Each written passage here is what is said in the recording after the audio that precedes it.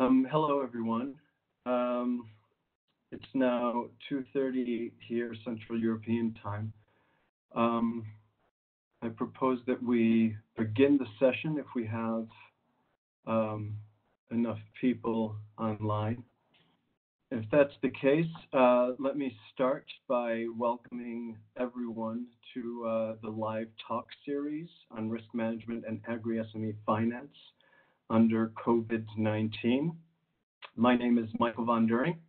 I'm the technical specialist for the SAFIN Secretariat, which is housed under IFAD. This live talk series is co-hosted by SAFIN, which is a network of 50 institutions that share a commitment to accelerate access to finance for small and medium agribusinesses. Another co-host is the ILO's social finance program that works with the financial sector to enable it to contribute to the ILO's decent work agenda with an emphasis on social justice. Then we have PARM, the Platform for Agricultural Risk Management, which is a G20 global partnership that provides technical support to governments and development countries for the integration of agricultural risk management. And finally, the Forum for Agricultural Risk Management in Development, FARMD, which is a community of practice that's managed by PARM for knowledge sharing on agricultural risk management. So just ahead of the presentations and taking you through the agenda, I just want to touch on a few logistical questions, laying sort of the ground rules for this session. First of all, we have a chat box on this WebEx platform where we invite everyone to put their questions if any come up during the session, or any comments specifically to the panelists that will be coming up shortly. Those questions and comments will be addressed during the Q&A session that will be following the panel. Secondly, there will be 2 polls that will be taken throughout the webinar with questions appearing on the right side of your screen. So we invite you to address those in order to get a sense of the audience on some questions that are relevant to the topic at hand. There's also going to be an evaluation at the end of the webinar. So before leaving the room, the audience was going to be asked to respond to a quick questionnaire to evaluate the session. So that will also be appearing on the right hand side of your screen. So please answer that before closing out the session. And finally, if you require any type of support to address technical issues during this session, we invite you to use the chat and send messages directly to the FARMD Live host. You can send messages there directly that are separate from the group chat. So jumping into this session and sort of kicking off the series itself. So next slide, please. This is the first session of a 4-part series that's going to be covering risk management and agri-SME finance under COVID-19. The objective of this series is to assess the overall offering as well as the limitations of the agricultural risk management toolbox in light of the ongoing experience with COVID-19. So we'll be listening in particular to the perspective of agri-SMEs and agri-lenders. The second objective is to advance practical learnings by reviewing concrete examples of the use of selected number of tools and approaches for risk assessment, risk measurement and pricing, and risk management centered on agri-SMEs and on agri-SME finance providers, and looking at the impacts achieved through their use. So how are we going to do these two things? We have 4 consecutive sessions, the first of which here is Live Talk 1, that's entitled Risk Management for Agri-SME Finance, Addressing New Challenges in the Era of COVID-19.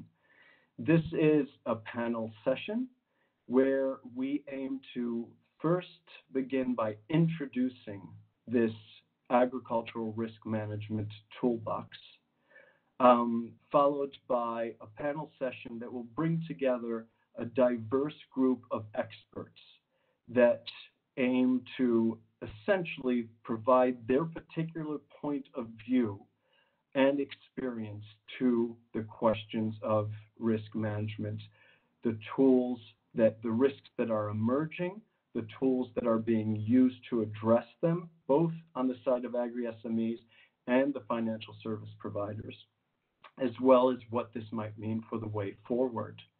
The second and third session are going to be focusing on those practical, concrete examples through a series of case studies. These are 2 sessions, the first of which is going to be focused on case studies addressing agri-SME issues, risks, and tools used to address them, as well as assessing the impact that resulted. And the third session will focus on the financial service providers, looking also at risks, risk management, and the way forward. And finally, the 4th session will be a closing session, which will also include a panel to essentially try to understand what are the emerging policy issues regarding agricultural risk management, and the practical learnings that we can take away from this series going forward, as well as touching on some of the potential emerging innovations. So once we've looking at the agenda here, we'll be beginning now with the introduction of the toolbox by Massimo Giovanola from PARM. This will be followed by a short poll, and then we'll get into that panel session, followed by a Q&A, and then another poll and some closing remarks from Pranav Prashad from ILO. So I'm going to pass it on now to Massimo. Thank you, everyone, and welcome. Many thanks, Michael. Hope you can hear me. And as you say, my name is Massimo Giovanola. I'm the lead technical specialist for the platform for agricultural risk management, which is based in IFAD as a G20 initiative founded by different donors, among others, EC, IFAD, Italian Corporation, and Agence Française Développement. So my introduction, 10 minutes, actually aims to share with you our experience, my personal experience on the toolbox we can propose on agricultural risk management, specifically for SME. So I think, first of all, we can all agree on the crucial role of SME in food security, and also to make, let's say, contributing to make vulnerable people more resilient against shocks or against unforeseen events. I also know that sometimes SME has some limitations, especially the first letter of the acronym, S, small, represents sometimes a bottleneck, because we know that making business, keeping the small size is a challenge, because it can make the cost very, very high. You can imagine the transport, the energy, the cost could really affect the business of SME. In the meantime, also the small dimension, the small size of the SME also represent a constraint to access to finance, because the cost, again, can be very high. And in the meantime, also from the financial point of view, from a financial institute, an MFI, investing in SME can be seen as a risky investment, because they cannot provide enough guarantee. And that's why often are different external partners that support SME to cover the risk they represent. And also MFI in particular, in some cases, or many cases, depends on the context, prefer to invest along a value chain on, for instance, the food processing steps, which is more profitable, seems to be, less exposed to risk than, for instance, the first step of value chain, which is the production, where different type of risk can affect the investment activities. And we also know how policymakers strongly support and agree on the importance of SME and value chain. But we also know how sometimes, again, depends on the context, the governments, the policymakers don't provide enough support, don't facilitate enough the SME in their activities. One of the big and never-ending discussion in the last decades or centuries is the land tenure. This can represent a strong risk or constraints for SME. And again, this is something that could be easily somehow managed by policymakers, but discussion still open. Same for finance. Government or policymakers could make more effort to facilitate the access to finance for SME. But on the other side, there are also a good example, because I was reading a few days ago an article of Grow Africa, a partner of PARM, that was mentioned the case of Nigeria, where the government decided after years of analysis, discussion, to invest in agriculture with SME, and now the results seems to be very, very, very promising. As you can see in this slide, in addition to these, let's say, structural constraints represented by SME, the agricultural sector by definition is very risky. We know there are different types of risks that can affect agricultural sector, both at national level and country level, regional level, from production risk to institutional to finance to market, human risk. The same for at value chain level. As I said before, often MFI prefers to limit their investment in the production steps because they look at this phase of value chain more risky than, for instance, on the processing step or trading, because this is their own analysis. And of course, there are also some risk factors that can directly affect the SME. There is a list of example there on the slide: technologies or access to information or finance, as I said before. This can really represent some risk factor that can make SME and their activities, investment in agriculture sector less attractive for investor and financial institute MFI. Next slide, please. Here again, we enter in a new dimension of risk, the different layers of risk. We know SME can manage or should be able to manage specific type of risk, especially ones with high frequency and low severity. A typical example is represented by the seasonal price variation. An SME could be able to manage a variation of 5, 10, 15% because it happens once, twice per year, every year. While on the other side, the big risk, which frequency is very low, but impact is enormous, and we have an example now of COVID, can be not managed by an SME. It was the same in 23 with the SARS. It was the same in 28 with the food crisis. You know, this makes the capacities of SME quite limited in front of this global level risk, and also confirms how global risk, now a new category of global risk like health, are potentially can potentially affect SME at different level. Next, please. In the meantime, in the last decades, we've been also able to develop a different package of tools, agricultural risk management tools, to mitigate the risk, to transfer the risk, to cope with the risk. Again, we all agree that there's not a magic solution. There's no one tool and isolated that can respond to the different risks that can affect agricultural sector and SME in particular. That's why it's more and more common to propose to SME or players invest in agricultural sector a package of different, a combination of different type of instruments.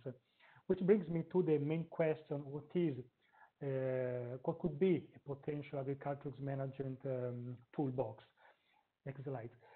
And this is my answer. As you can understand, it's almost impossible to identify a standard package of service or standard tools that can be used by SME to manage, to prevent, manage, or deal with the risk. For many reasons, as I said before, SME have different sides, different capacity to manage risk. They invest in different steps, for instance, of a given value chain. They're exposed in different manners to agriculture, to the risk. And for the same reason, we cannot offer them a standard package of instruments. But what we can offer them is a methodology, what I consider a toolbox to assess and manage agricultural risk. They should start, so it's represented by two main big instruments, tools. One is the risk assessment. The risk assessment through integrated, holistic approach, as you wish, is the most powerful instrument that an SME should use before deciding if investing or not in a given value chain or agricultural sector. And again, what is very important here is to remember that risk should be quantified, because often what happens is that the risk SME base their strategy on the perception of risk they have rather than the evidence of a given risk. This is an amazing world, very challenging, because it's never easy to compare financial risk to market risk, to political risk, infrastructural risk. But this should be done. Otherwise, any investment could be very risky and much exposed to could risk to fail, actually. And in the meantime, also, without having this information, external investors, private sectors in particular, would be very skeptical in investing with SME in a given value chain. The second most powerful is not a tool, but the package of tools is, of course, the instruments we can offer to a given SME. Again, as I said before, the starting point should be the risk. Risk should be assessed, identified, and prioritized. Because it may happen that SME, as I said before, just base their investment plans, their analysis on what happened in the last 2-3 years, where maybe in the years before there were other risks that had a different impact, a more negative impact on their business activities. But the tools should be a package on instruments that we can offer, keeping in mind that at least two of them, for me, represent a sort of pillar for agricultural risk management. One is timely access to information. This is key.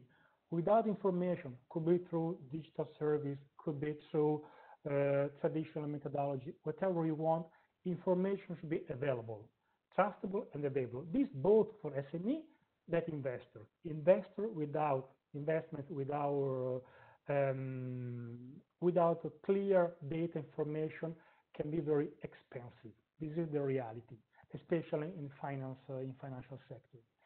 The second most powerful for us, for me, instruments, tools that can be offered, be part in any kind of decision taken by an SME is the capacity. They should be able to understand what are the major risks that can affect their business.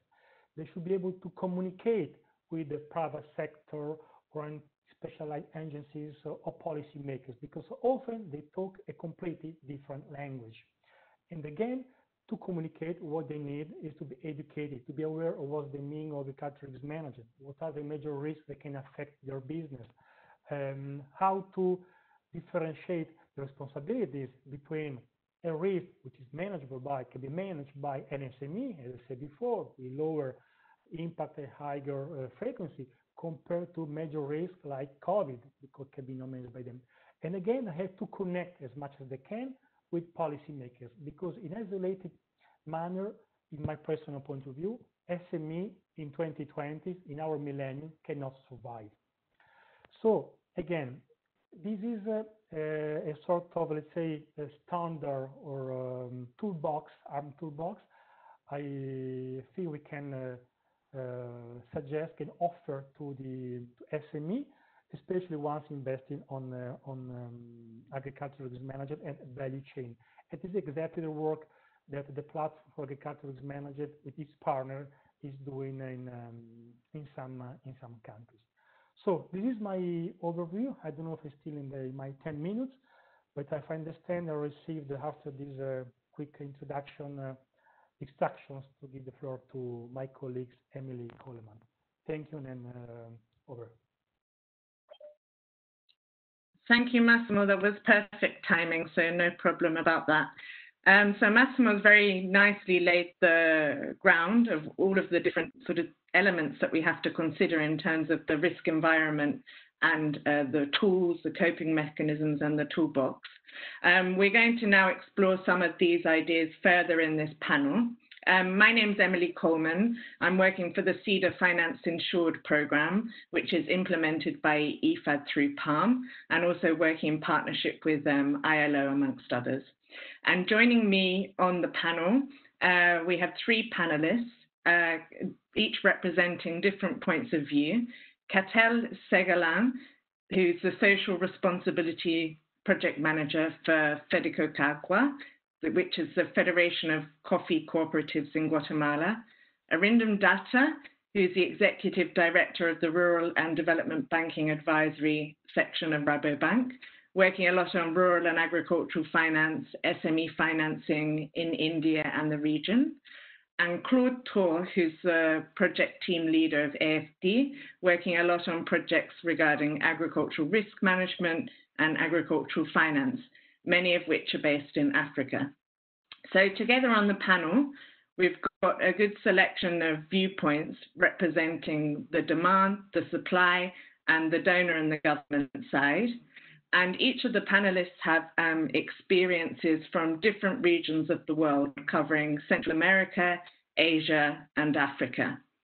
Now, the way we're going to do the panel is not having presentations, but we're going to be asking the panelists about what they have noticed or are noticing in light of agri-SME exposure to the COVID-19 crisis around three key areas that are going to be carried throughout the series of the webinar, as Michael highlighted previously.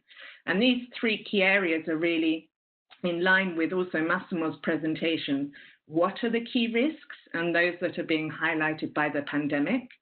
What are the key tools and approaches that are being used to manage these risks?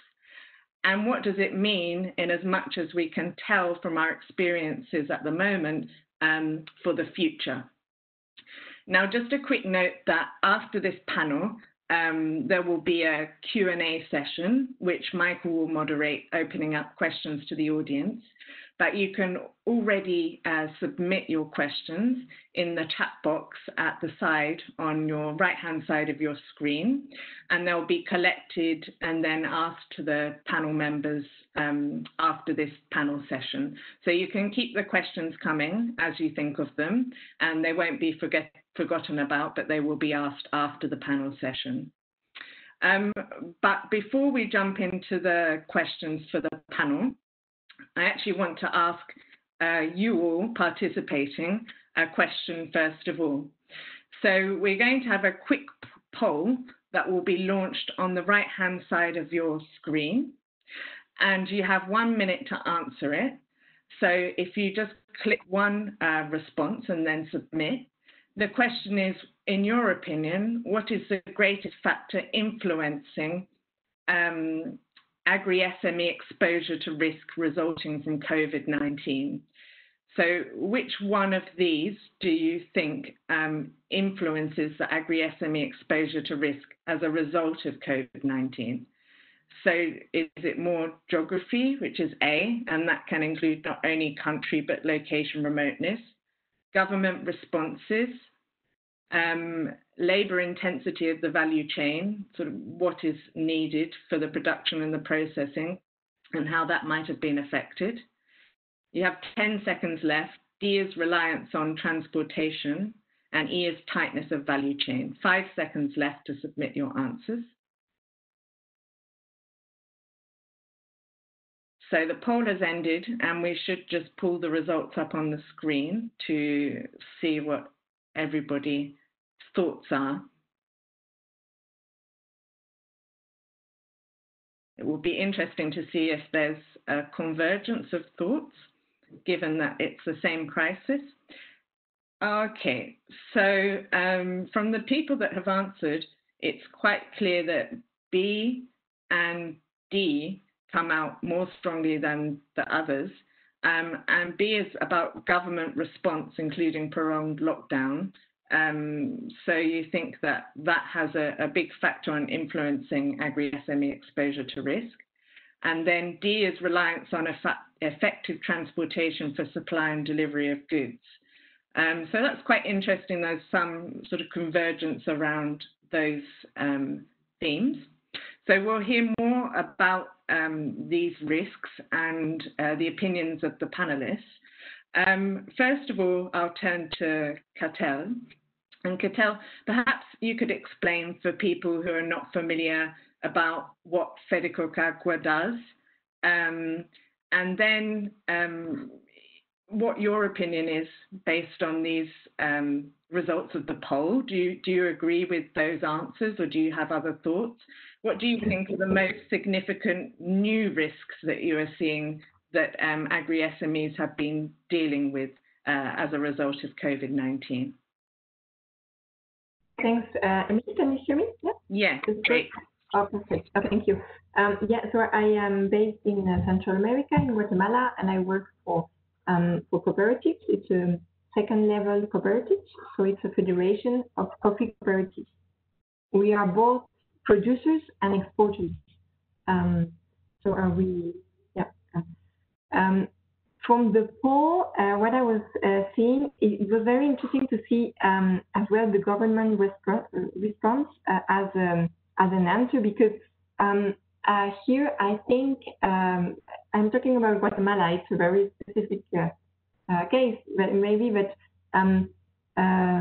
food, agriculture, and especially food was really was the only sector not locked down. You know, tourism totally shut down, HoReCa totally shut down. But for food, I think because of the crisis, we just saw, okay, we need to get the people fed during the crisis. And so it was really easy, the transportation. We had special permits for food in the country, in Guatemala. So, or maybe the governmental response to put food as a priority and as a specific sector that could move and keep business almost as usual. Well, maybe in that sense, maybe that's true. Not in the sense that we got some help from the government, but more like we were able to not to be shut down, and that was so important in those times compared to the other sectors, right? And reliance on effective, I think it's transport, right? Yeah, totally, exactly. I mean that we could move around the goods. That was for coffee. We were almost finishing the harvest. But yeah, transport. If we cannot get the coffee to the ports, the harbors, yeah, we have a problem. So yeah, true. You were talking about new risks, but maybe not just new risks, but because the other sectors were shut down, I was really interested to see here that everyone started being like food retailer.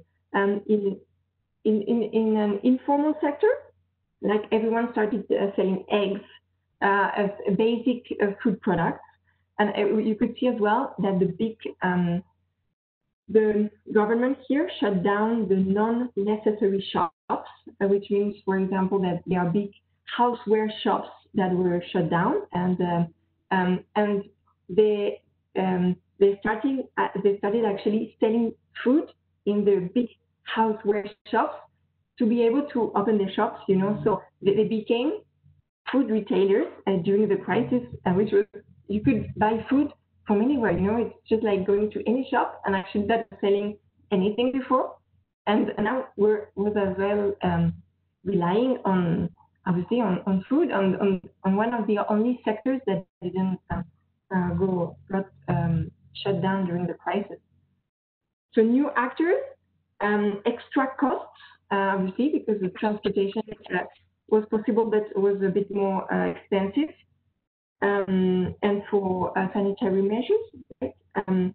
extra cost. And the new risk that we are entering now is a low demand because our clients were seeing that our clients, they have stocked up coffee that they were not able to sell in the restaurants, I think, and the open coffee shops, I think the drive-in, yes, but so we are starting the new harvest now in September here in Guatemala with a very, very low demand. So this is a new risk. I'm not sure. It was very interesting to see the framework from Massimo. Thank you so much. It's a very unusual situation, so I would put it in the scale of very low frequency, because usually people always buy coffee. So it's an unusual situation, and I'm not sure. It's too soon to say what we should do as an organization. Mm-hmm.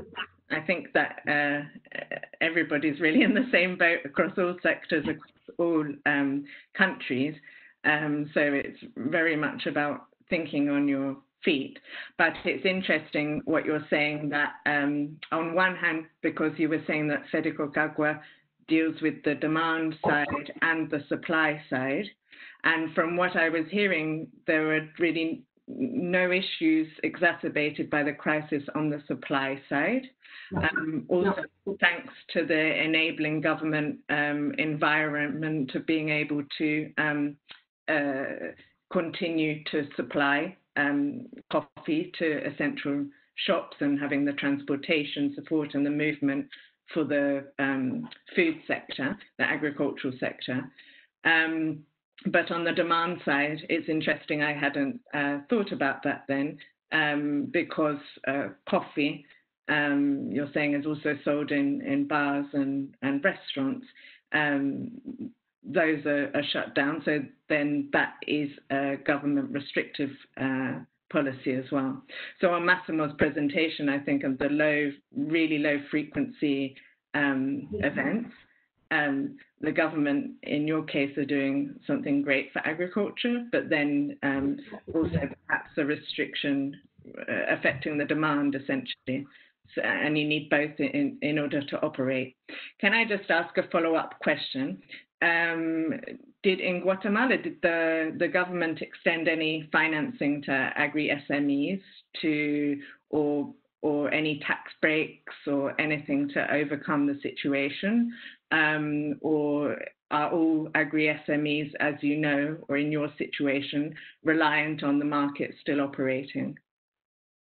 I think we saw, because it was kind of one of the sectors still functioning, not as usual, obviously, but almost as usual. So the government didn't go for helping agri-SMEs, but more to help tourism. That is a big sector here in Guatemala, and it's quite understandable. I just heard yesterday that the government is planning for the post-crisis times a set of agricultural insurances to see what they tackle, and how they will tackle lack of demand, because I think it's more like market-wise. I don't know. So let's see on that, but that could be an interesting response. Mm-hmm. Okay, great. Yeah, I think that we can come back to you to see maybe about how the members of the cooperatives are coping or planning to cope with this lack of demand and the different tools that are available. But thanks, Catel. For now, I'd like to move on to Arindam from Rabobank, because I started to ask Catel about financing issues for agri-SMEs. And Rabobank, and you're obviously working a lot with financial service providers. And I would like to hear from you what you are seeing in terms of the experience of financial service providers, and how they have been dealing with the new risks or the perceived risks as well in the wake of the pandemic, particularly if you've noticed any differences in terms of the way that they deal with agri-SME lending. Yeah, thanks, everybody. What is it that we as a banker are seeing during COVID times? The first is the supply chain disruption in terms of movement of goods. This is very important. that it's not only intra-country movement, but it's also inter-country movement. That's about exports. So that took a mega hit so far as agriculture is concerned. And whenever we talk of agri-SMEs, we have to see them in the context of the supply chain because they play an important role. And we have to look at the entire supply chain risk from a banker's perspective. The second supply chain disruption is dependent on the kind of commodity or the product that the SME is dealing with. For example, what Kapil mentioned is the HoReCa section completely went down. The institutional demand became zero overnight. So all the SMEs which were dealing in the HoReCa segment or in the institutional food segment, they collapsed because they could not sell their produce, and there was a huge food loss, waste, and loss of value for the produce. The second is the non-food agriculture produce like cotton. The demand for cotton and processed cotton, it again collapsed because there was absolutely no demand for garments. It's a global phenomenon. So the cotton players also did not see any activity. The labor disruption that happened in the market, again, because of the lockdown, a lot of laborers, they wanted to move to safer areas and they were not available for the processing or even at the field activities. The supply chain integrity and trust, it's extremely important. It broke down across sectors, including in the agriculture sector. What I mean by that is all the business that was done on credit was not acceptable to the buyer anymore or to the seller. They wanted to see the money first before they provided their product, service, or produce. It was true also for the agriculture sector. And very importantly, the local markets collapsed. That is, at the rural areas, the local markets where most of the trades used to happen, they collapsed because the buyers did not know how the demand is going to look like and where the demand is going to come from. One other impact that happened in the agri-SME space was that development money went out. Most of the philanthropic organizations and the international and local foundations, they diverted their money for COVID, and probably rightly so, but agriculture and agriculture activities saw all the development money move out. Now, there was from a banking and from the financial services sector, there was a huge risk in terms of they completely clamped down on financing across sectors, including in agriculture, because they perceived the risk of financing during COVID to be extremely, extremely high. And that's where only the top layer of agri-SMEs, they received some financing during COVID time. But new SMEs, all the SMEs which were not so strong, they did not receive any money from the financial institutions, whether microfinance institutions or the mainstream banks. And mind you, the agri-SMEs was never the favorite asset class for any commercial bank, even before the COVID period. Now, the question is, was it all gloom and doom? No, it was not. There were a few bright spots. First is the government reacted immediately because of food security reasons.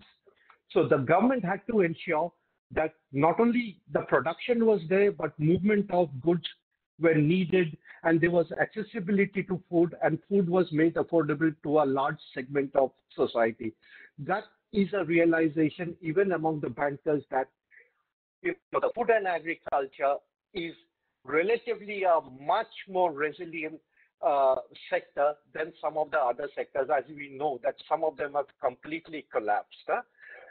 So that's one very a positive thing that came out of COVID. Second was that there's a huge tailwind for technology and for resilient agri-SMEs.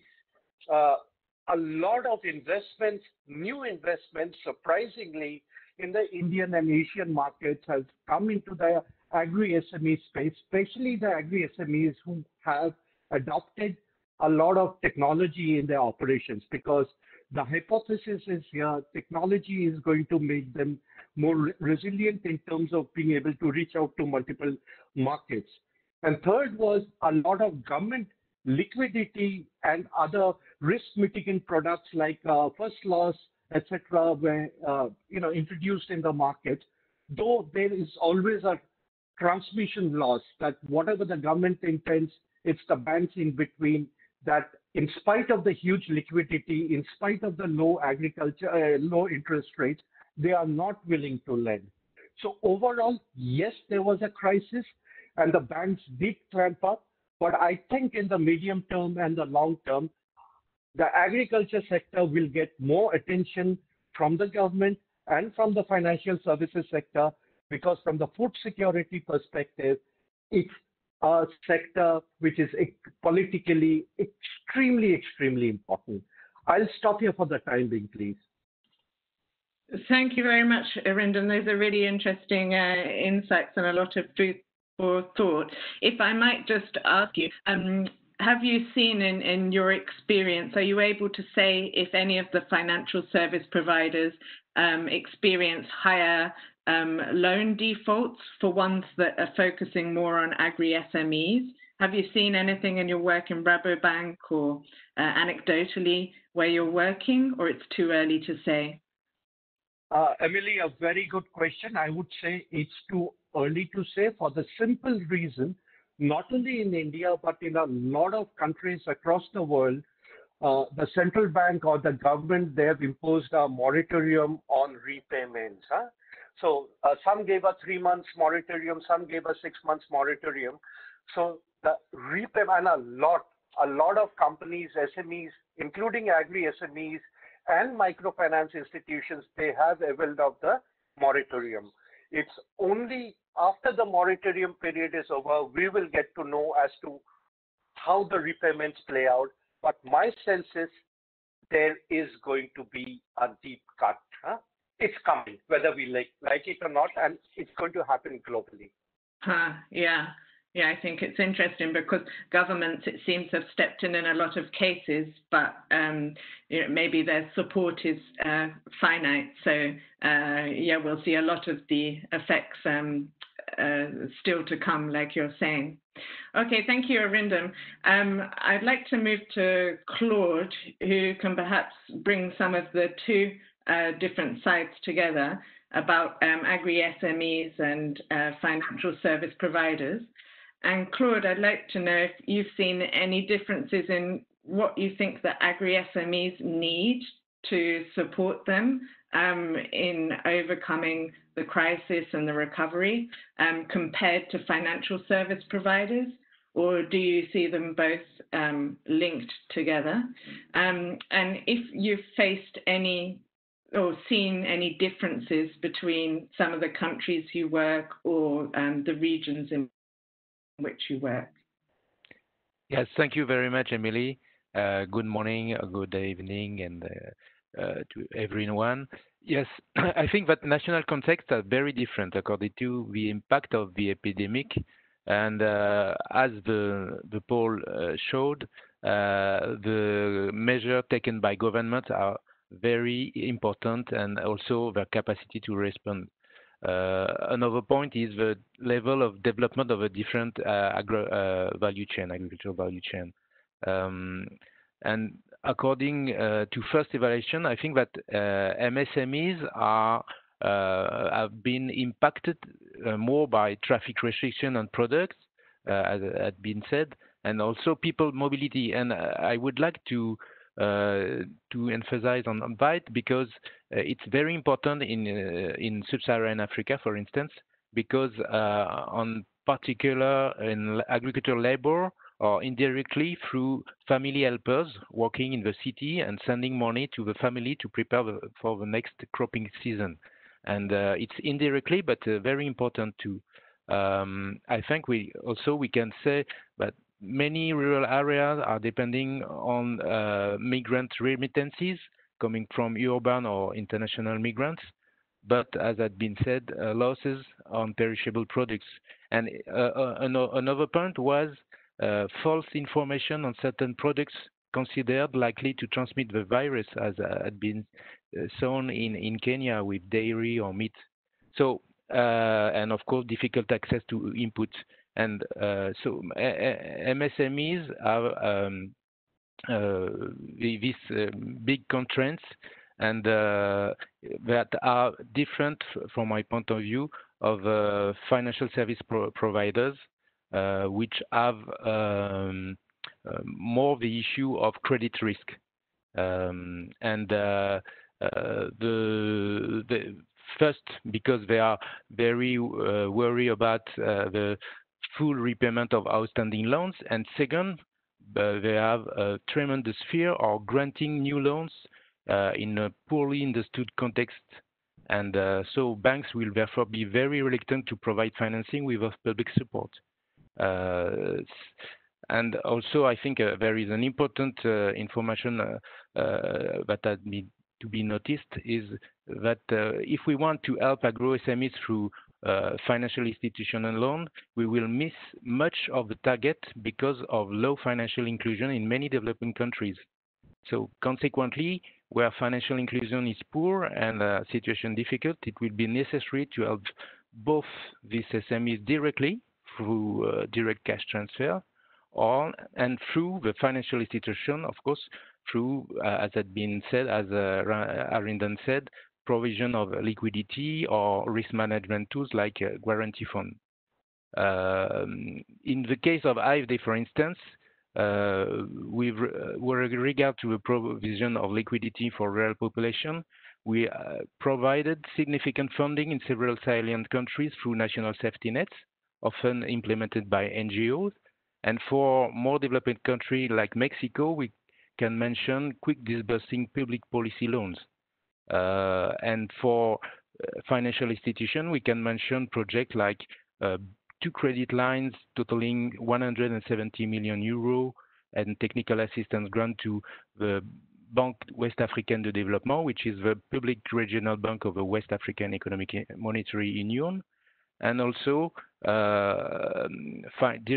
financing for Mexican second-tier bank, FIRA, which will finance need for cash flow and resilient investment in the most vulnerable areas of the country. And of course, also subsidy for microfinance support platform in DRC, so that this platform can continue to support MSMEs. Okay, thanks very much, Claude. So it sounds like there's a mix of solutions, but your impression is that the financial service providers might have mechanisms to protect themselves, whereas the agri-SMEs will still have a need for financing.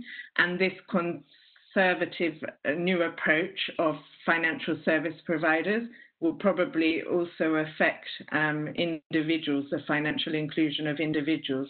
So it has a knock-on effect, is what I was hearing you saying. And some things that you're supporting for individuals is the public policy in terms of cash transfers and social safety nets. But there still seems to be a bit of a gap then now and also in the future for the agri-SME financing, although you did mention that one way you're coming in is to also support a mechanism for financing them as well. So maybe it suggests there'll need to be more public support from donors and governments also to support agri-SMEs in future. So considering all the different 3 parts of the ecosystem, the individuals, the SMEs and the FSPs. So I might just head back to Arindam now as we're talking about some of the responses Claude started to talk about as well. And to ask you, Arindam, if you have seen any things that financial service providers are doing differently to support the agri-SMEs or still doing, because you mentioned that the central bank has given a moratorium on repayments, but is there anything that the financial service providers are doing themselves? Or do you think that indeed the impression of Claude is also the same way you work, that the financial service providers will become more conservative as a result of the pandemic in lending and dealing with agricultural SMEs? Well, I would agree with Claude there for the simple reasons that financial service providers, mostly the banks, they have far many issues to deal with during COVID. Agriculture is just one of the many sectors they lend to, right? So there are so many issues that financial services providers are facing that they are, frankly, they do not have any kind of vision for the agriculture sector. They never did. And so we did not see any special response in spite of the prodding from the central bank and from the government. The government has flushed liquidity into the bank with asking them to target the agriculture sector, the agriculture SME, and the microfinance and the non-banks who are financing to agriculture sector. But banks are playing safe, and for probably the right reason, because they perceive the risk to be very high. And as I mentioned earlier, the transmission risk is huge. The money is simply not reaching the SMEs. Now, the government doesn't have, and it's a global problem to put the money directly in the hands of the SMEs. They have to go via intermediaries, mostly the financial institutions. That's one. But having said that, among the few financial institutions who are more, targeted, or they have a special approach towards agriculture, these could be impact funds, these could be non-bank finance companies, a few selected banks who understand the sector very well. They are, in fact, concentrating, which is a small percentage of the overall FSP ecosystem. However, we do see in these markets, in the Asian and Indian markets, a lot of new blended finance solutions targeting agri-SMEs and farmer cooperatives, which is extremely encouraging because pre-COVID, blended finance products was more a presentation and a deck than actual structures on the ground. But now we see a lot of such blended finance products being structured and being implemented in the Indian and Asian markets, which is extremely encouraging.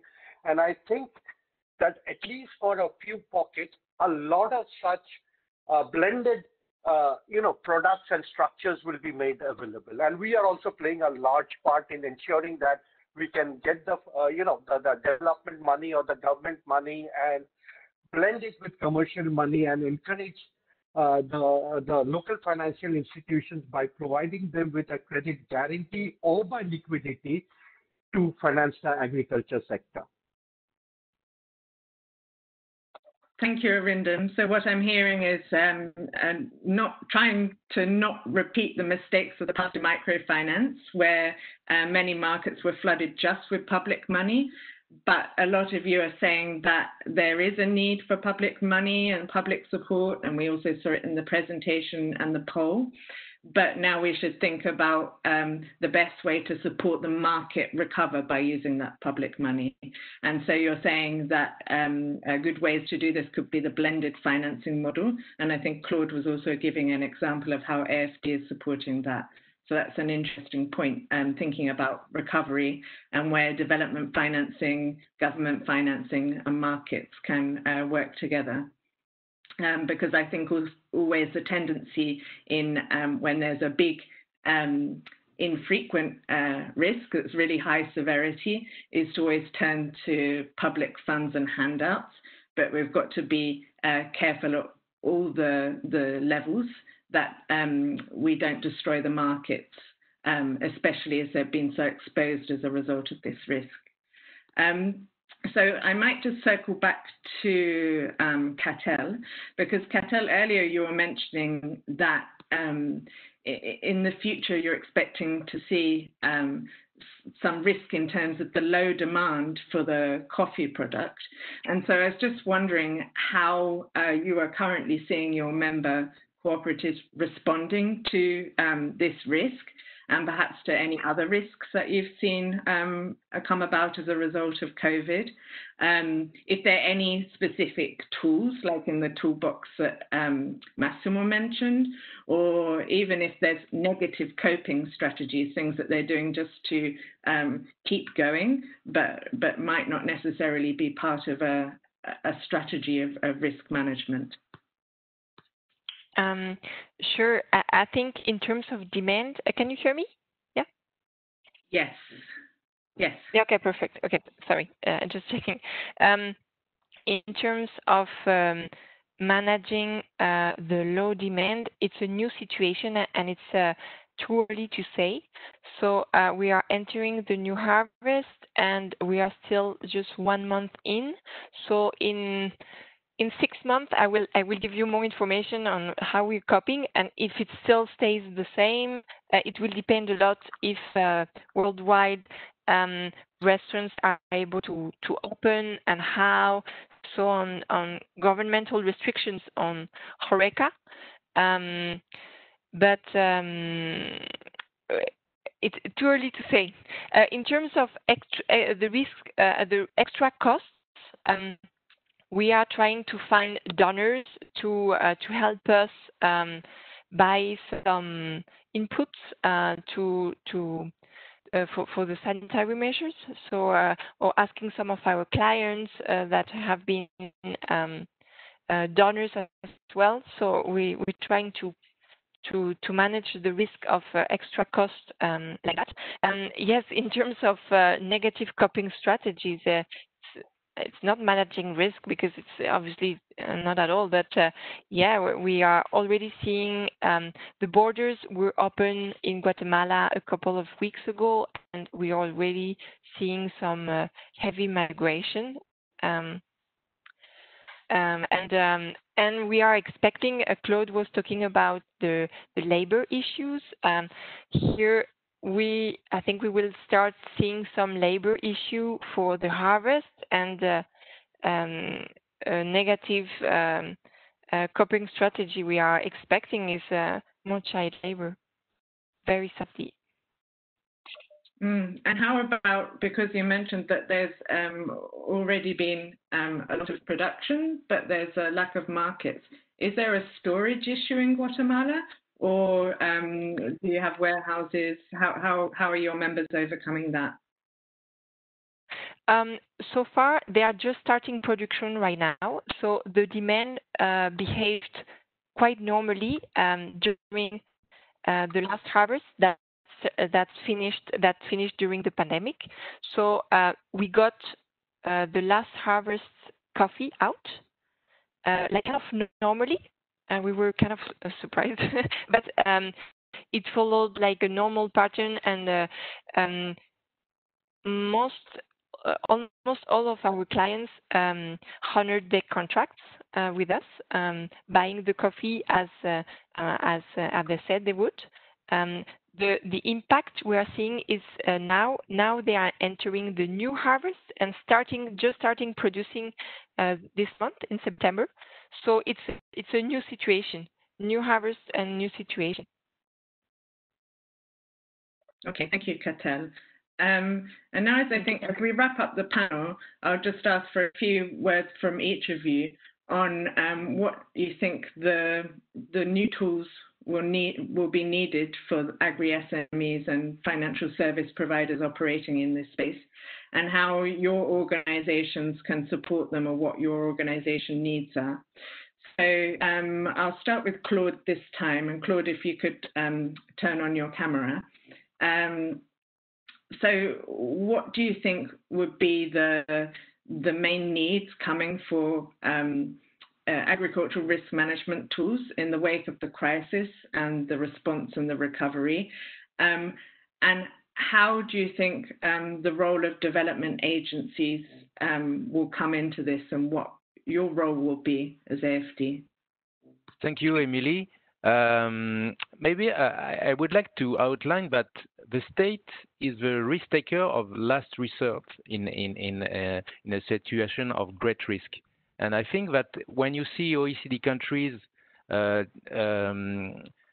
spending big expenditure and supporting business beyond with many public intervention to finance cash flow needs, liquidity, reduce taxes, reschedule debts, etc., as Arindon also said.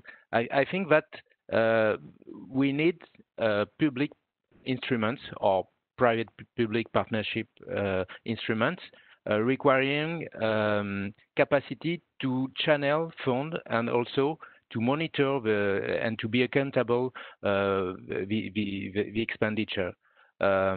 for the expenditure. Of course, it will depend on the budgetary and fiscal capacities, but donors can help.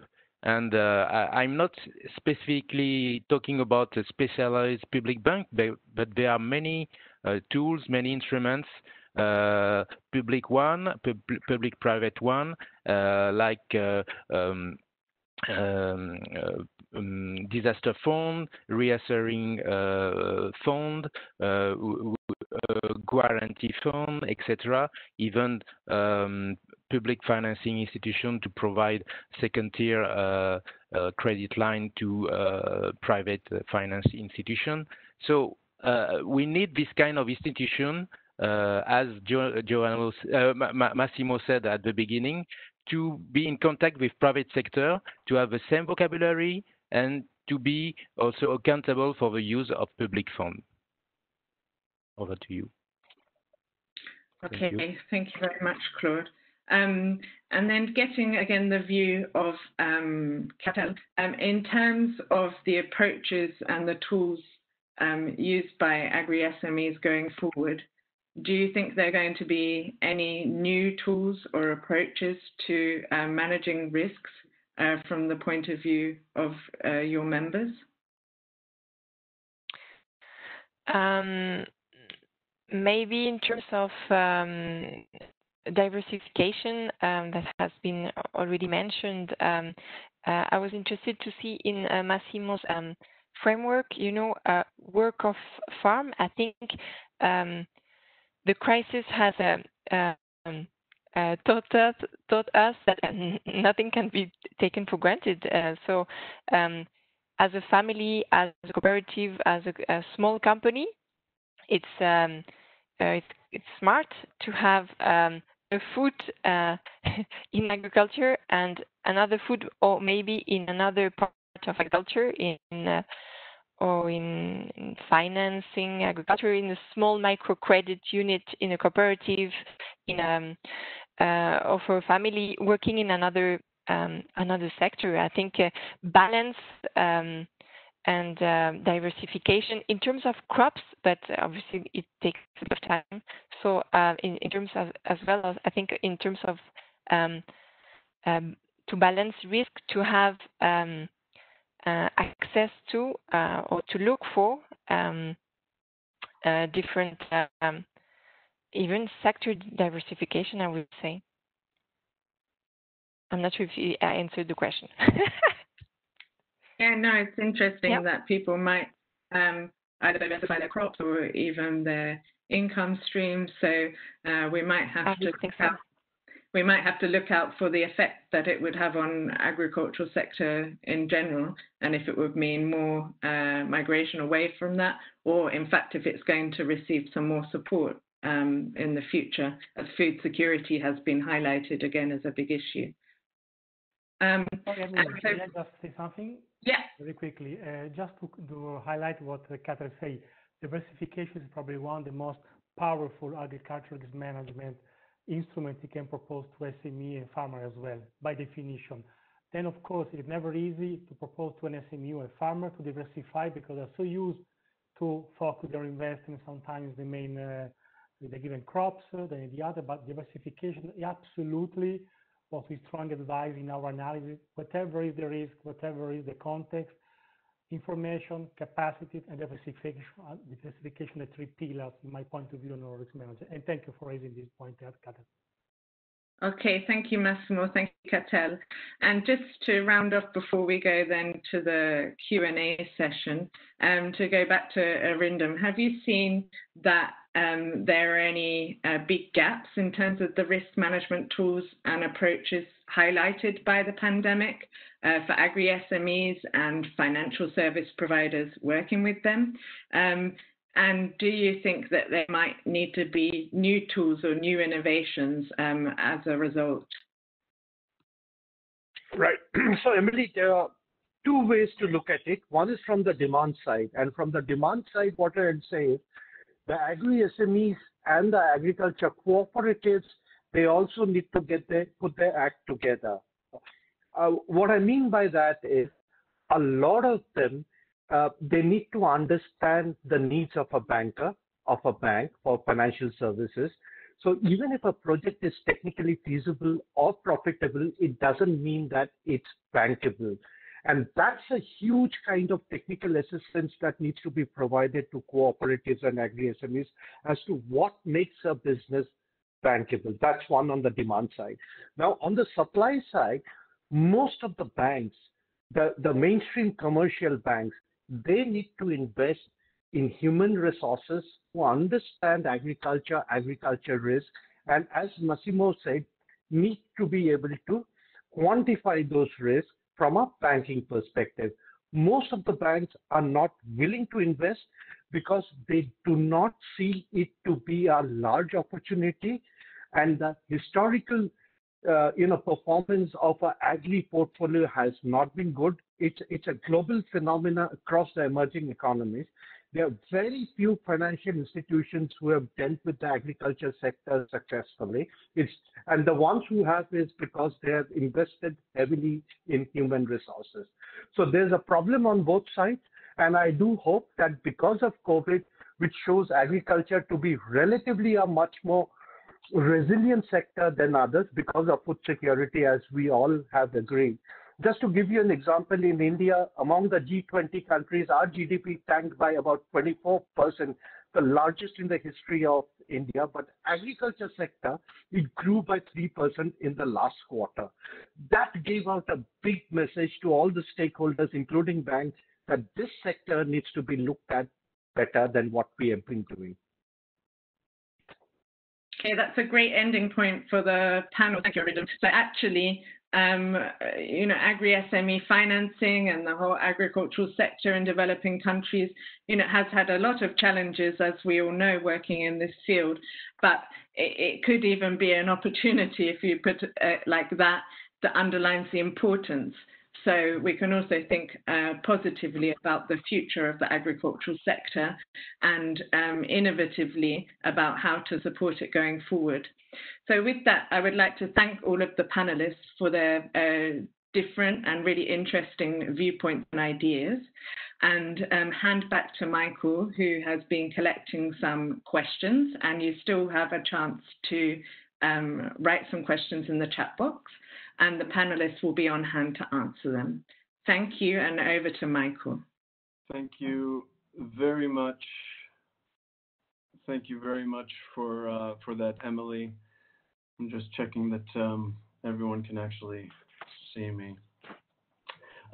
So yes, I've been collecting a number of questions that we will try to go into over the next 10 minutes. So we'll try to go through this fairly quickly, but I want to thank our host and the panelists again very much for this very interesting conversation and the great points that were shared from their various perspectives.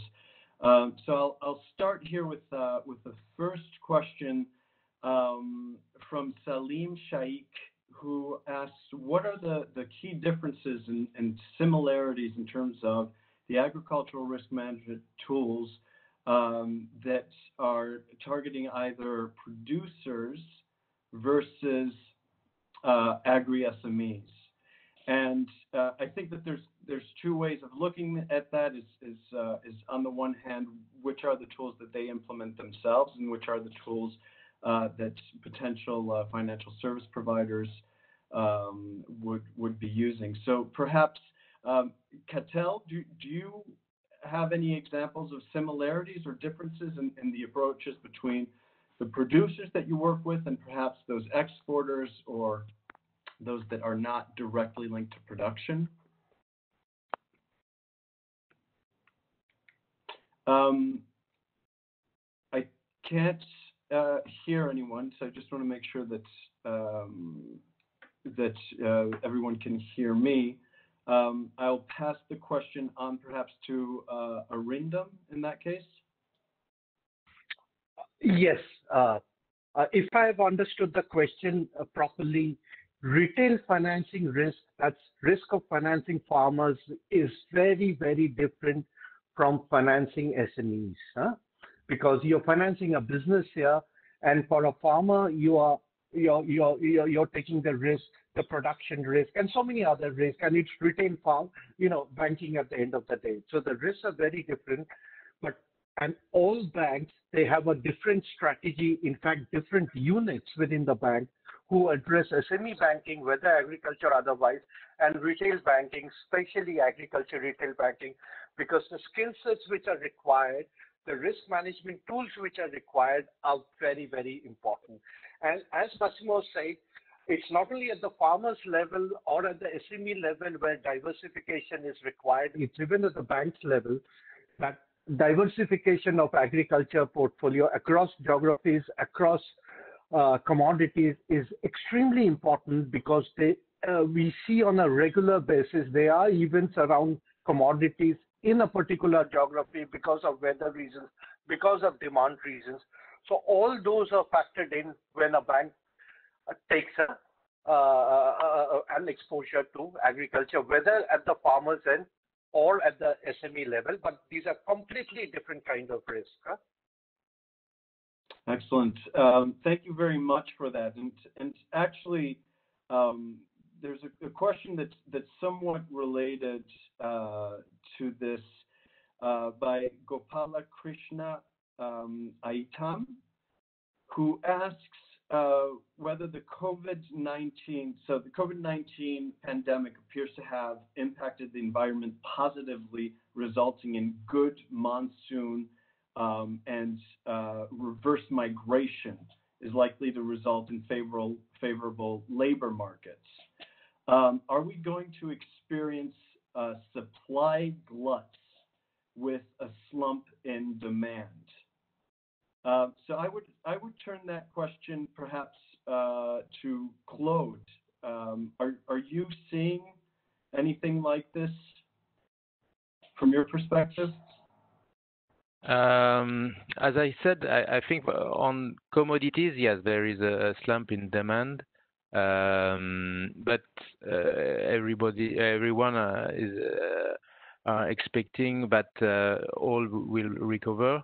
But from our point of view, maybe all about quality value chains are maybe in better situation because the demand is still strong. Everybody is expecting the evolution of the market, so it's very difficult to have to foresee what will be the evolution of the price. Thanks a lot for that. Another question that we have is from George Alcy, who asks, what is your view on the use of blockchain technology in securing market transactions? And I think that question could go back to Arindam perhaps again. Do you have any thoughts on that? And I guess the timing of it also, I think, in this pandemic. Well, Michael, thanks for that question. Well, blockchain is already being applied for a lot of trade finance, commodity finance kind of transactions. But having said that, these are just pilots as of now, because it's a complex instrument to put in place where you need all the stakeholders, all the ecosystem players to participate in a meaningful way. Yes, in the future, it's going to play a major role, but it will take its own time to develop, mature, and it will take its own time to build up trust among all the stakeholders to participate in blockchain technology. I don't know whether I've answered the question, but it will take its own time, but it is definitely something which is going to happen in the horizon. No, thanks for that. I think that's very helpful. So I think this next question sort of is also for you, Arindam, from what I understand, but is really on a different topic, which I think is considering the stress across the sectors. Instead of time-bound moratorium, it would be better to convert all financial obligations falling due from April 2020 to March 2021 into interest-free loans and their repayment to commence from 2021 through 2022. Government should provide interest subvention on such loan conversions to banks or financial institutions. So it's not exactly a question, but I would still turn this to you, Arindam. It seems also maybe specific to India and some comments that you were making. Do you have any thoughts on that? Has this been discussed at all? Well, yes, it's hotly debated in India. In fact, right now our case is lying with the Supreme Court of India on their view on whether interest should be waived or paid off by the government. Now, this is a very complex issue for a couple of reasons. Firstly, somebody has to bear that cost. Will it be the depositors? Will it be the other borrowers who have repaid their loan, or will it be the government? And frankly, for the government, there is a lot at stake because agriculture is not the only sector which is under some stress. In fact, agriculture relatively is doing better. If you look at hospitality, tourism, aviation, the hotel industry, these sectors are bleeding. So the government has to manage whatever resources it has across many demanding sectors. So it's not easy for the government to be able to waive off the interest rate, and because it will come to a humongous number. So it's not easy. I mean, if it was that easy, if the government had the resources, they would have done it. But I think there's far too many demands for government resources across sectors. It's not easy for the government to subsidize or to take care of the interest rate for 1 year. Yeah, and there are a lot of other concerns in other sectors straining the government as well during these difficult times. I think with the time we have left, we can address maybe one more question. And that one will be here from Margarita Bavagnoli, who's asking how we could better foster the role of SME accelerators or incubators to channel investors' resources, which would not otherwise reach SMEs due to the constraints that have been discussed here. So I'm thinking maybe, Claude, do you have any visibility on the role of these types of incubators? Yes, I think that the stress provoked by the epidemic has not a direct issue on that. I think we intervene through traditional projects in this issue, and of course, incubator, accelerators, and so on are institutions that are to be built. And it's very important to work in a long-term perspective, and it's institutional, and all what is institutional is a long-term intervention through public support and mixed private-public partnership. Okay, of course, yes. yes.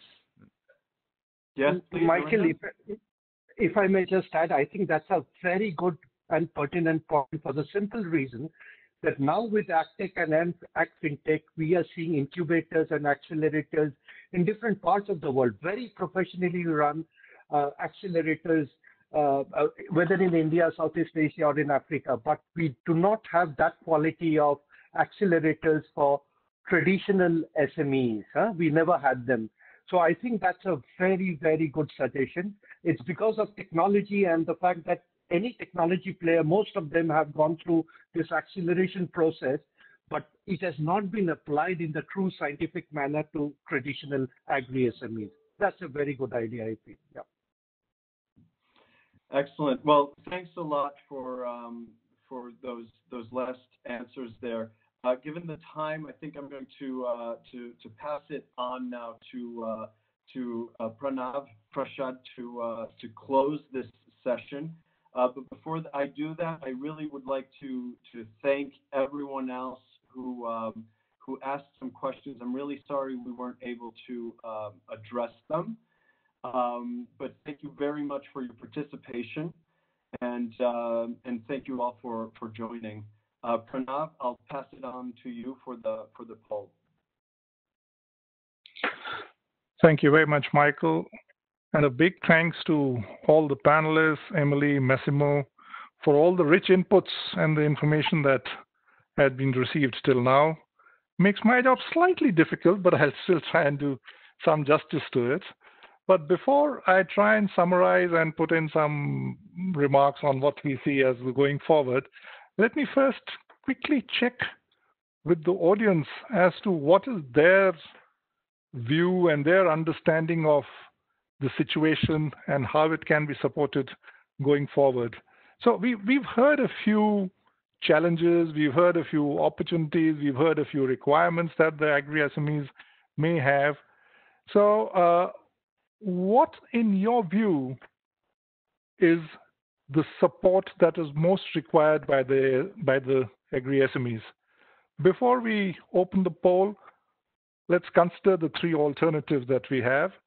Do the SMEs need technical assistance to build their capacities to take the entire movement forward, as Claude has very elegantly put it? Do they need better access to finance and investments? Arindam pointed out some constraints and some opportunities for that too. Massimo brought about the entire de-risking tool and the entire mechanisms for that. So do they need better access to that? And Ketel pointed out the requirements that the cooperatives have in that. So what, according to you, is most required by the SMEs? Please answer your questions now, and you have about a minute left. We'll address one to the panelists. Massimo, feel free to answer. Okay. As I said before, in my personal point of view, of course, all of the, let's say, the package there is absolutely needed by SMEs. But looking at in a COVID era, I think what is more relevant, especially in the medium long term, is the technical assistance and capacity building. Okay. So let the audience also answer this, and then I'll quickly come to you. Yeah. Sorry. Okay, we have about 7 to 8 seconds more. I hope the audience is responding. Massimo's given us some leads. There we go. Can we have the results now, please? Okay, while the results are being tabulated, and here we have, great, we've had a good response to this poll, and I think access to de-risking seems to be leading, but the access to finance is close by on that. Of course, the requirements for technical assistance are there, but according to the participants that we have now and who've responded, they do feel that the tool availability will go a long way in building up the entire scenario and faster recoveries. So 2 quick words from you, Massimo, on this and the point that you were making about the need for technical assistance, and then let me try and summarize the effects here. Massimo? Oh, sorry, Pranav. The point that I didn't see the question right side. I didn't receive it yet. That's why I answered verbally rather than filling the question. No, go for it, Massimo. No, please go ahead. It's fine for me. Okay. So, so as we've seen, and thank you very much for these responses, while access to de-risking tools seem to be leading, but as Massimo pointed out, there is a big requirement for technical assistance because SMEs are of different varieties and SMEs are at different levels of development in their own life cycles. So therefore, definitely technical assistance can also help. And certainly the access to finance is an important facilitator for that entire process. So let me, in the interest of time, quickly try and categorize all the discussion that we've had into three categories. At the current scenario, what is the state of play, the challenges, and the opportunities that are emerging in not only in wake of the pandemic, but also in wake of the entire developments in various sectors that is happening. So it goes without saying that the agriculture sector is a risky sector in that sense. And most of the value chain players in this risky sector are SMEs or MSMEs, so they face similar risks.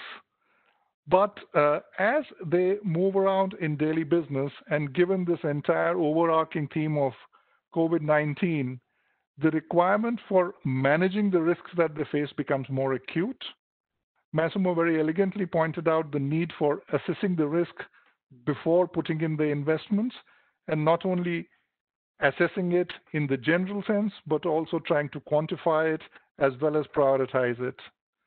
To help in the process, the need for information availability and the actual availability of information, not just the availability, but also what I call the 4 A's of information and data: the availability, accessibility, accuracy, and the affordability to get the appropriate information play a very, very important role. And given the scenario that we are in here, I think it's the need for both the SMEs themselves as well as an important role for the government to help provide these requirements and provide adequate information. Because we heard Claude waving a red flag of wrong news being given out and therefore wrong decisions being taken in one of the countries that was there. The challenge for the entire agriculture sector has been the collapse of institutional demand. The non-food demand actually also went down majorly. There were labor disruptions. The development money got diverted from direct agriculture to perhaps issues related to that more directly to COVID. And therefore, the entire agriculture financing became a bit of a roadblock. The entire financial sector started having a double check. They had money, but they were unwilling to lend to the sector because of the compounding issues. And this led to some challenges around demand issues also coming into play. The good part as a counter to some of these was basically on the production side, and the point that has repeatedly been made, and we've seen it across the past 5 to 6 months, is the resiliency in the agriculture sector. Despite all the issues that the sector has faced and the countries have faced, we haven't heard of hunger deaths. So food has been available, the food has reached at the appropriate places. Yes, there were supply chain disruptions, but by and large, and Cattell pointed it out, and if you take India as an example, doorstep deliveries remained the norm. People could buy food, food was available, the shops remained open, the government made provisions for food security, as Arindam pointed out. So I think that has been the resilience of the sector. The other big positive about the sector is that where large-scale GDP drops have been seen globally, in countries like India, the agriculture sector has actually grown by 3%, which is an extremely important sign. The other chief highlights looking at blended finance solutions, so therefore it pointed again to a need for the public-private partnerships, the availability of public funds, the requirement for diversification amongst crop suppliers, as well as the diversification in the crops that were being produced, as well as in the roles that were being done.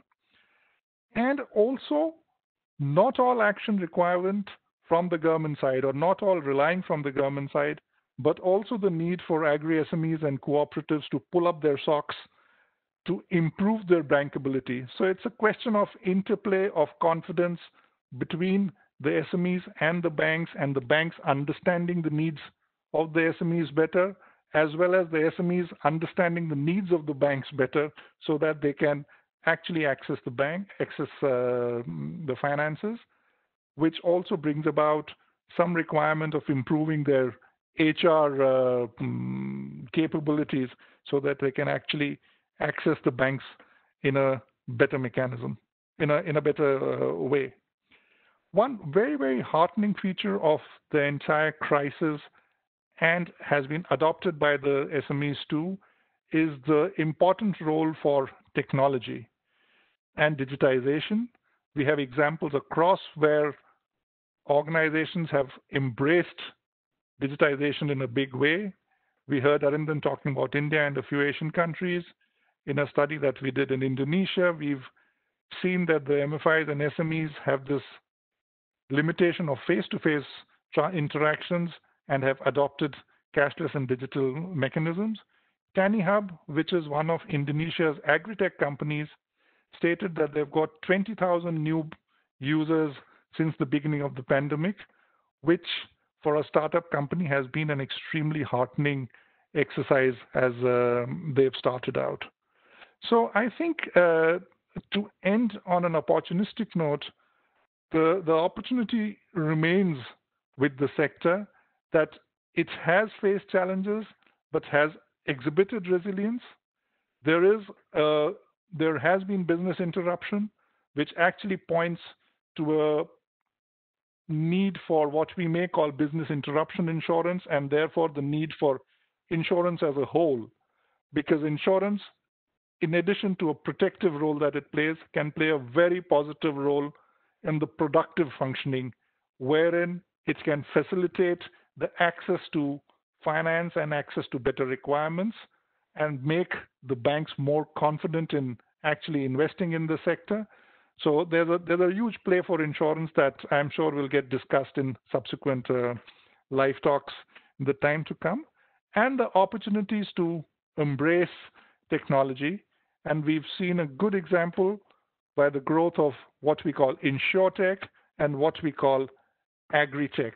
So agri-tech seems to be leading the way in building resilience in the sector, and we hope that in the times to come, the risk management issues and the interplay between the FSPs and the SMEs will improve to lead us to a more stable environment as the entire effects of pandemic settle down.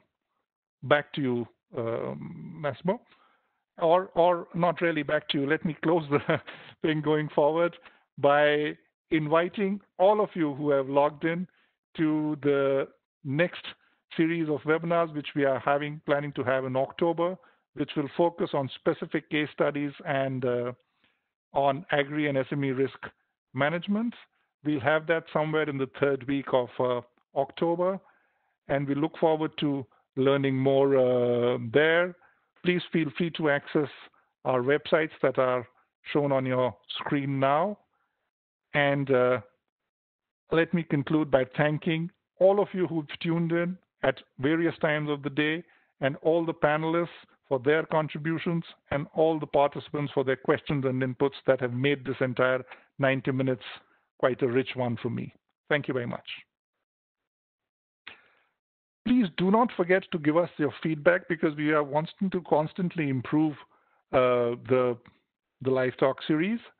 There'll be a short poll that will come up as we close the webinar. Please feel free to answer and respond. We look forward to your responses. Thank you once again.